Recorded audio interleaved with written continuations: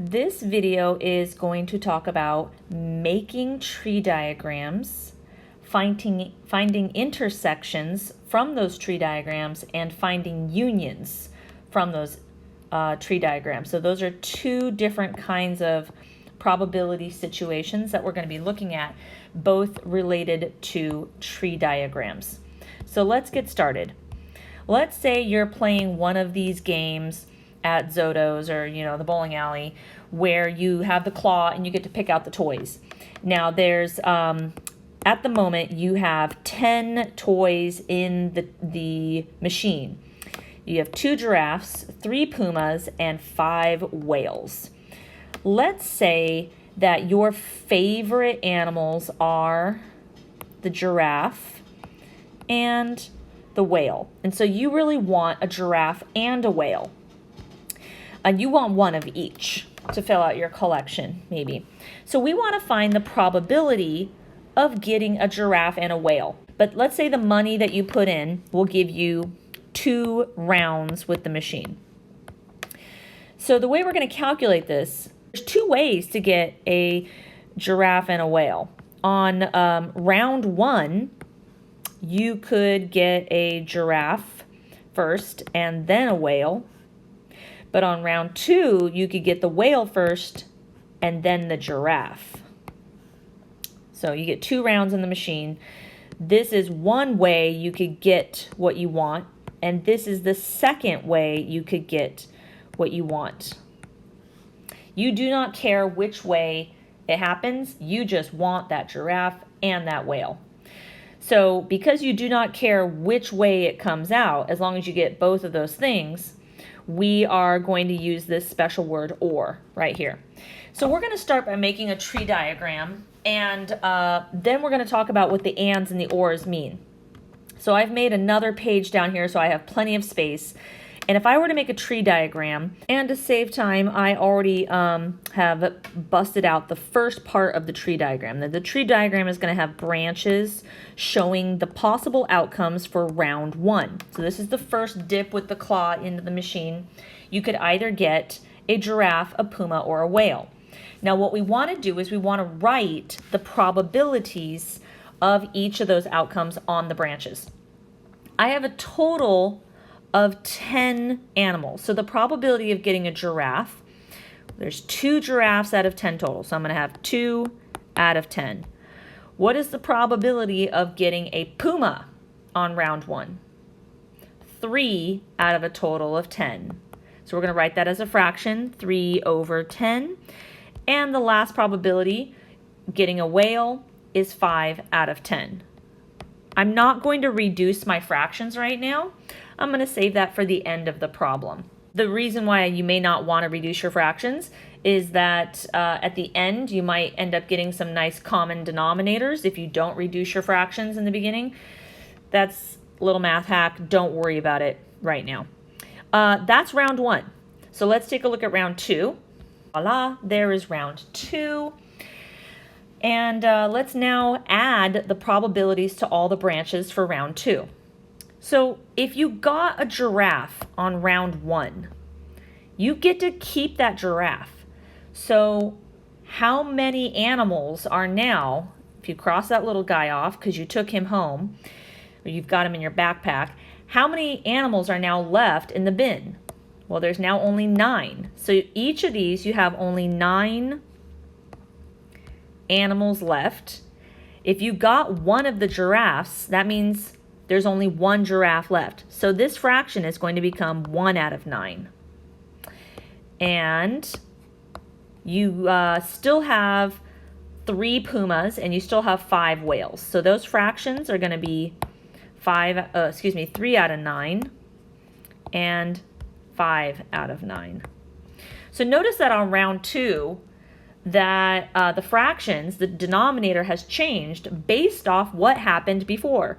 That's called conditional probability. Based on the condition prior, you get a new set of probabilities. Okay, if you got the puma on round 1, let's change our picture up here. So now you've gotten a puma, so you can take him out of the bin. You only have 9 animals left. 2 are giraffes, 2 are pumas, and 5 are whales. So 2 giraffes out of 9, 2 pumas out of 9, and you still have 5 whales out of 9 left. For the third possibility, if you got the whale on round 1 and you put him in your backpack, so now there's no more whale, you only have 4 whales left. Again, there are 9 animals. 2 are giraffes, 3 are pumas, and 4 are whales. I want you to notice something here, that out of the totals, 9, that these fractions right here all add up to 9 out of 9. So that should make 100%. Same thing over here. If you're doing this correctly, these fractions, if you add them together, you should get 100%. 2/10 plus 3/10 plus 5/10 should make 10 out of 10, or 1, or 100%. That's one way you can check your work. Okay, so there's our tree diagram. You can see that we have a total of 3 outcomes right here, 3 outcomes here, and 3 outcomes here. So we have a total of 9 outcomes in our sample space. We don't care about all of those outcomes. We only want the outcomes that have a giraffe and a whale in them. So let's look at this first situation where you get a giraffe first and then a whale. We have, this is what's called an intersection. Let's use this vocab word right here. And means an intersection, means 2 things are happening together, like the intersection of a street. You might have, State Street crossing Modoc or something right there, and there's an intersection. It's where both things are happening together. That's why it's called an intersection.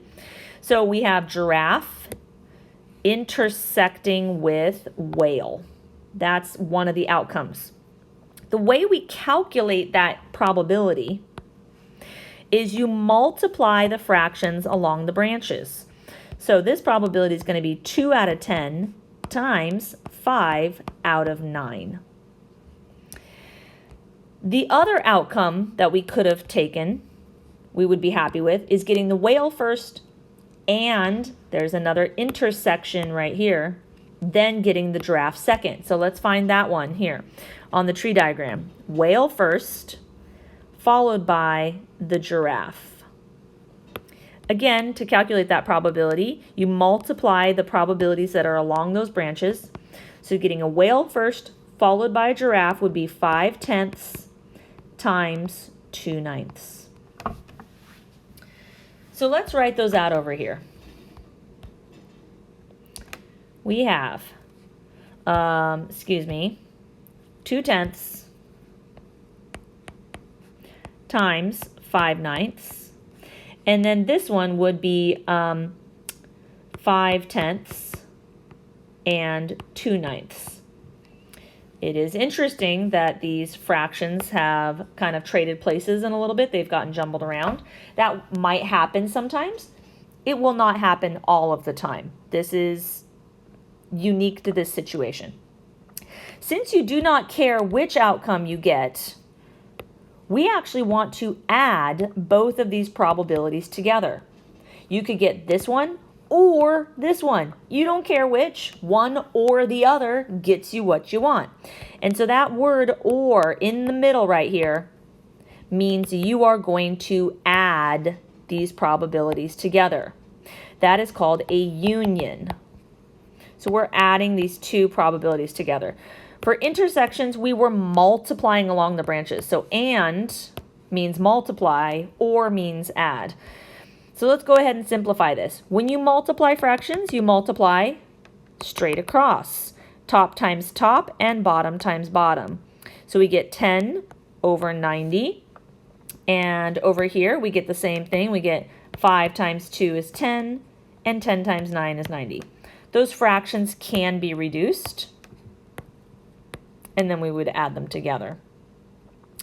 When you're adding fractions, you want to have a common denominator. And we do have a common denominator. I'm going to be lazy and go ahead and reduce my fractions first. I see that I have top and bottom can be divided by 10. So those can cancel. And I have 1/9 plus 1/9. When you're adding fractions, you must absolutely make sure that you have a common denominator. If you do not, make sure you get one. That's in another lesson. So here we have 1/9 plus another 1/9. That makes 2/9. When you're adding fractions, add the numerators and keep the denominators the same. So our probability of getting the two favorite animals, one of each, is 2/9. This problem used a tree diagram to represent the sample space, showing all 9 possible outcomes. We then used intersections to multiply. We were multiplying along the branch, finding the outcome of this and that, and means multiply. Then we were finding a union where we took the two outcomes that we cared about. We didn't care which one we got, one or the other, and or means add them together.